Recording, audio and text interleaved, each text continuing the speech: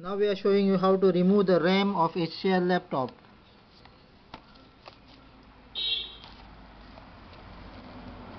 To remove the RAM, we have to remove this full cover.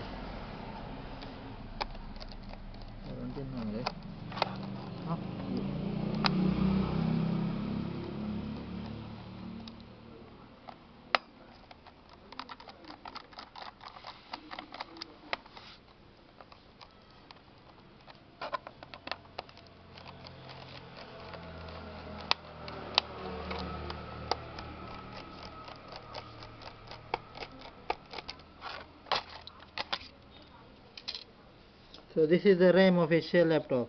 You pull both this like this and pull the RAM on top. Now you pull it out. Press it again, put it in the groove and press the RAM downward. Okay, now we have fixed the RAM. Stop.